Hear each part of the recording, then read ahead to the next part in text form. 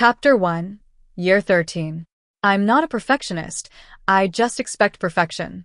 Rob Sandler's shirts were always cleaned and pressed by the dry cleaners. Not passably pressed, or smoothed out in the dryer, ironed, no. Rob's shirts were perfectly pleated like origami swans, crisp enough to slice bread. This was a man who believed in symmetry, in order, in lint rollers in every room. He also believed, perhaps mistakenly, that a good marriage was a lot like a good filing system, color-coded, easily accessible, and free of debris. For 14 years, he and Rhonda had maintained a respectable kind of happiness, the sort that looked happy online. On their 10th anniversary, she gave him a pen with his initials engraved in gold.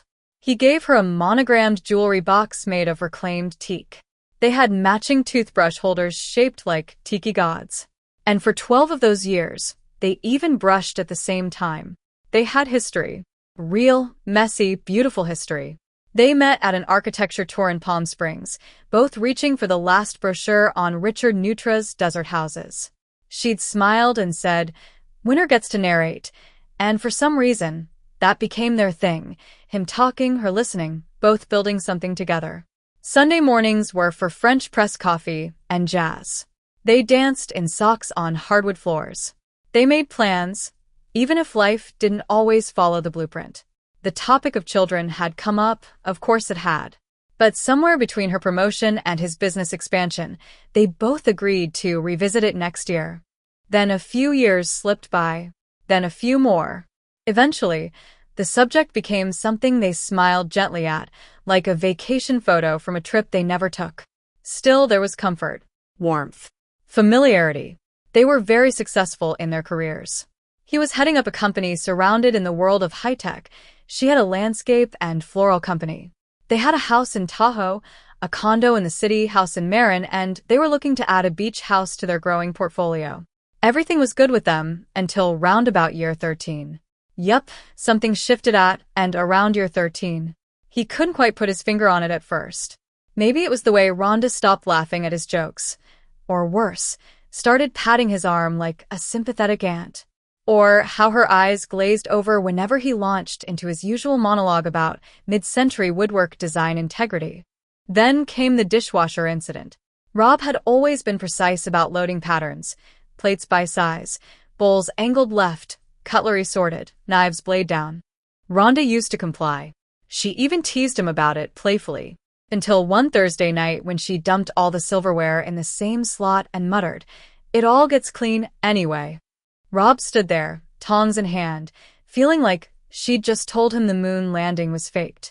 "Rhonda," he'd said, "that's chaos." She'd smiled, brushing a wisp of her brown hair off her forehead.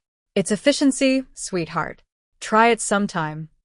That was the first time he'd Googled emotional infidelity at 2 a.m. Not because Rhonda was cheating, but because he felt like someone, somewhere, was getting the better version of her, and it wasn't him. And then there were the pillows. The throw pillows. They started with 4. Then mysteriously multiplied, like a cotton-based bacteria, until the bed needed to be excavated nightly. Rob hated them. "It's a daytime bed," he'd barked one night, stepping around the pastel fluff minefield. "A bed for show only.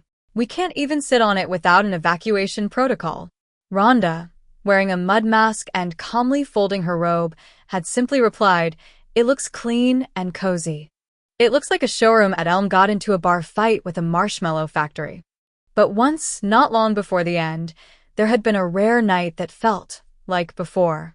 It had started with a thunderstorm, one of those rolling Sierra Nevada evenings where the clouds grumble like they're hungry. The power flickered out just after 9 p.m., and Rob, surprisingly, didn't reach for a flashlight. Instead, he lit one of Rhonda's emergency candles, the kind that smelled like eucalyptus and regret. He made a mental note to get the generator repaired. They had wine, good wine, saved for company they never had any more, and ended up sitting on the floor in the living room like college kids, playing a half-hearted game of old-fashioned board game of Scrabble by candlelight. She made the word tangle. He countered with yearn. She raised an eyebrow. "Romantic." "Uncharacteristically," he said. Somewhere between her laugh and his second glass of Merlot, they wandered back to the bedroom, not out of habit, but out of want. And for a brief, warm stretch of time, it was easy to remember how they got there. Her skin still smelled like lavender. He still knew exactly where she liked to be touched. They didn't speak during. They didn't need to. It was quiet, clumsy, lovely, human. And then, of course, on his way to the bathroom, he tripped over an armful of rogue pillows and went down like a man shot by Cupid's clumsiest arrow. Sprained his knee. Spent the next week limping and muttering about domestic hazards and throw pillow litigation. He asked, no, demanded, that she get rid of them. She just fluffed the one with tassels and said, "They bring me order."